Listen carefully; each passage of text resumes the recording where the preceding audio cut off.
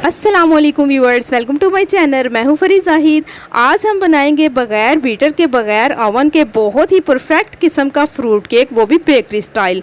तो जी बहुत सारे लोगों का कमेंट्स आ रहा था कि सिस्टर हमें बीटर के बगैर केक बनाना बताएं। तो मैंने सोचा क्यों ना मैं आपके साथ शेयर करूं कि बीटर के बगैर हम केक किस तरह से बना सकते हैं, वो भी इतना परफेक्ट। तो आपने करना ये है कि रेसिपी को स्टेप बाय स्टेप फॉलो करना है और वीडियो को स्किप बिल्कुल भी नहीं करना, क्योंकि बहुत सारे मेन पॉइंट होते हैं, अगर आप स्किप करके देखेंगे तो वो छूट सकते हैं। वीडियो अच्छी लगी तो शेयर लाइक ज़रूर कीजिएगा।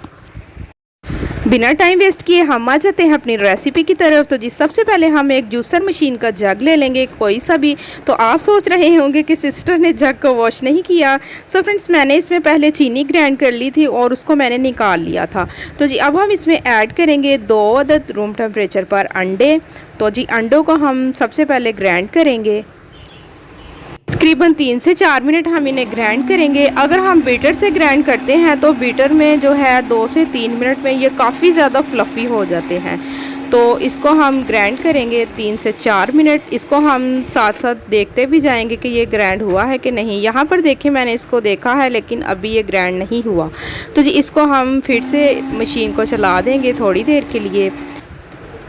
तो जी यहाँ पर देखिए फ्रेंड्स, ये अच्छे तरीके से ग्राइंड होने के बाद काफ़ी ज़्यादा फ्लफ़ी हो चुका है। तो अब हम इसमें ऐड करेंगे शुगर पाउडर। ये रेगुलर शुगर लेकर मैंने उसको ग्राइंड करके छान लिया था, और कप का साइज़ भी आप देख सकते हैं, नॉर्मल कप का साइज़ है ये जो चाय में यूज़ होता है। तो आधा कप हम इसमें जो है शुगर पाउडर ऐड कर देंगे। सो फ्रेंड्स, बहुत सारे लोगों का ये भी कमेंट्स आया था कि सिस्टर आप आइसिंग शुगर क्यों नहीं इस्तेमाल करती। जो अगर आपकी घर वाली रेगुलर शुगर से ही काम हो जाए तो हमें क्या ज़रूरत है बाज़ार की महंगी आइसिंग शुगर इस्तेमाल करने का। तो जी मैंने कभी भी आइसिंग शुगर जो है इस्तेमाल नहीं किया। अल्हम्दुलिल्लाह मैं बहुत सारी बेकिंग की चीज़ें बनाती हूँ, लेकिन मैं घर की शुगर ही इस्तेमाल करती हूँ। तो जी आधा कप हम इसमें ऑयल भी ऐड कर देंगे और फिर से हम इसको मशीन को चला देंगे। तकरीबन 3 मिनट के लिए मैंने शुगर और अंडे बीट किए हैं। उसके बाद मैंने इसमें ऑयल डाला है और ऑयल को भी हम तकरीबन 3 से 4 मिनट बीट करेंगे। तो जी यहाँ पर देखें हमारा जो अंडे, ऑयल और शुगर बहुत ही अच्छे तरीके से बीट हो चुका है। अब हम इसको किसी भी बाउल में निकाल लेंगे। अच्छा जी, इसको आप जितना मर्ज़ी बीट कर लें ये फ्लफ़ी नहीं होगा। जब हम इसको बीटर से बीट करते हैं तो ये जो बैटर है तकरीबन बीट होने के बाद ये हाफ़ बॉल तक फ्लफ़ी हो जाता है। 2 से 3 ड्रॉप हम इसमें वनीला एसेंस ऐड कर देंगे। आप चाहें तो बटर एसेंस भी ऐड कर सकते हैं या फिर आप फ्रेश लेमन का जूस भी ऐड कर सकते हैं। ये तीनों चीज़ों से बहुत ही परफेक्ट किस्म का इसमें खुशबू भी और टेस्ट भी आएगा। यहाँ पर देखिए इसकी कंसिस्टेंसी कुछ इस तरह की होगी रेडी होने के बाद। तो जी अब हम इसमें ऐड करेंगे 1 कप मैदा। कप का साइज़ भी आप देख सकते हैं, नॉर्मल किस्म का मैंने कप ले लिया था और मैदे को मैंने पहले से ही छान लिया था। 1 टेबल स्पून भरकर मैंने इसमें बेकिंग पाउडर भी ऐड कर दिया था। ऐड करने के बाद मैंने दोनों चीज़ों को अच्छे तरीके से छान लिया था। तो जी 1 कप हम इसमें मैदा ऐड करेंगे, लेकिन हमने एक ही दफ़ा करके मैदा ऐड नहीं करना, थोड़ा थोड़ा करके हम मैदा ऐड करेंगे और इसको स्पैचुला की मदद से हल्के हाथों से फोल्ड कर करके मिक्स करेंगे। तो दोबारा फिर से हम इसमें जो बाकी बचा था मैदा वो भी हम इसमें ऐड कर देंगे और इसको हम अच्छे तरीके से हल्के हाथों से मिक्स कर लेंगे। सो फ्रेंड्स, अगर आप एक ही दफ़ा करके मैदा ऐड कर देंगे तो बहुत सारी गुठलियाँ और लम्स भी बन सकते हैं। अच्छे तरीके से मिक्स करने के बाद, रेडी होने के बाद, यहाँ पर देखें इसकी कंसिस्टेंसी कुछ इस तरह की होगी। सो फ्रेंड्स, मेरी हर वीडियो में कोशिश होती है कि मैं आपके साथ बहुत ही ईजी तरीके के साथ रेसिपी शेयर करूं। तो जी अब हम इसमें ऐड करेंगे 1/3 कप दूध। दूध मैंने जो है बॉईल लिया था रूम टेम्परेचर पर। तो गर्म दूध आपने इसमें ऐड नहीं करना और दूध आपने लाजमन इसमें ऐड करना है। अगर आप इसमें दूध ऐड नहीं करेंगे तो केक थोड़ा सा हार्ड बनेगा और राइस भी नहीं होगा। तो जी अच्छे तरीके से हम इसको मिक्स करेंगे। बहुत ही परफेक्ट किस्म का हमारा केक का बैटर जो है वो बनकर रेडी हो चुका है। तो जी अब हम इसको मोल्ड में शिफ्ट कर देंगे। यहाँ पर मैंने मोल्ड को पहले से ही रेडी करके रख लिया था, अच्छे तरीके से ऑयल लगाया था और नीचे वाली साइड पे सिर्फ मैंने बटर पेपर बिछाया है, साइडों पर नहीं लगाया। अगर आप लगाना चाहते हैं तो लगा भी सकते हैं। तो ये सारा बैटर हम मोल्ड में शिफ्ट कर देंगे। मोल्ड का साइज़ में मैं आपको बता देती हूँ, 9 बाई 3 इंच का साइज़ है और ये 2 अंडों का जो है फ्रूट केक बहुत ही परफेक्ट किस्म का बनकर रेडी होगा। 1 से 2 दफ़ा हम इसे टैप टैप करेंगे ताकि इसमें कोई बबल्स ना आए। तो जी अब हम इसको बेक करेंगे। यहाँ पर मैंने पतीले में पहले से ही नमक बिछाकर 15 मिनट के लिए मैंने इसको फुल फ्लेम पर प्री हीट कर लिया था और उसके बाद फ्लेम को मैंने बिल्कुल स्लो कर दिया था। तो जी अब हम इसको बेक करेंगे। अगर आप इसको ओवन में बेक करना चाहते हैं तो उसकी टाइमिंग भी आप नोट कर सकते हैं। यहाँ पर पतीले और ओवन दोनों की टाइमिंग आप नोट कर सकते हैं। तो जी तकरीबन 35 मिनट के बाद माशाल्लाह से अल्हम्दुलिल्लाह हमारा केक जो है इतना परफेक्ट और इतना खूबसूरत सा राइज़ हो चुका है।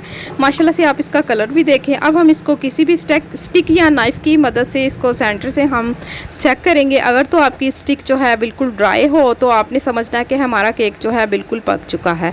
तो जी यहाँ पर माशाल्लाह से बहुत गर्म है, इसको हम मोल्ड से अलहदा कर लेंगे। अच्छा जी, इसको जब हमने मोल्ड से अलहदा करना है तो आपने इसको फ़ौरी नहीं काट लेना।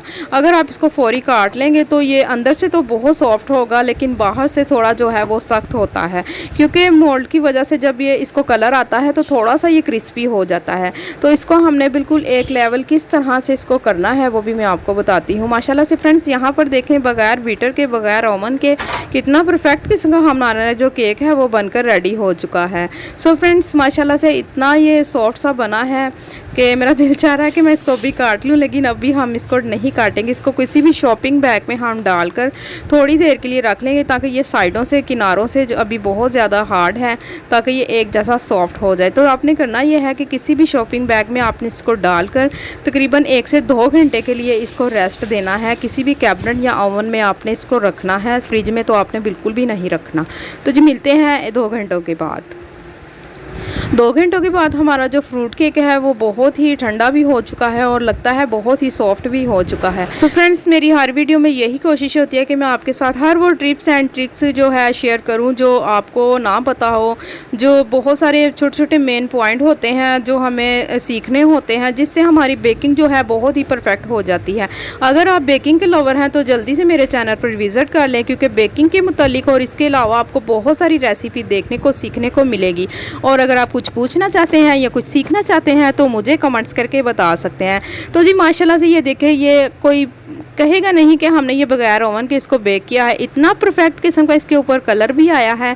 तो अब हम इसको जो है फाइनल लुक इसकी दिखाएंगे कटिंग करने के बाद ये कैसा लगेगा। माशाल्लाह ये इतना सॉफ्ट है, इतना इजीली ये कट हो रहा है कि आप इसको 2 से 3 दिन भी रखेंगे तो ये बिल्कुल ऐसा ही रहेगा। लेकिन आपने इसको फ्रिज में बिल्कुल भी नहीं रखना। अगर आप इसको फ्रिज में रखेंगे तो ये सख्त हो जाएगा। तो माशाल्लाह से फ्रेंड्स ये देखें, बिल्कुल बेकरी स्टाइल और बाज़ार जैसा ये फ्रूट केक आप घर पर बना सकते हैं, वो भी 2 अंडों से। इतना परफेक्ट और इतना बड़ा। अगर आपको वीडियो अच्छी लगी तो मुझे कमेंट्स करके ज़रूर बताइएगा। और अगर आप मेरे चैनल पर फर्स्ट ऑफ ऑल है तो जल्दी से मेरे चैनल को कर लें सब्सक्राइब, क्योंकि मेरी हर आने वाली न्यू वीडियो आप तक जल्द से जल्द पहुंच सके।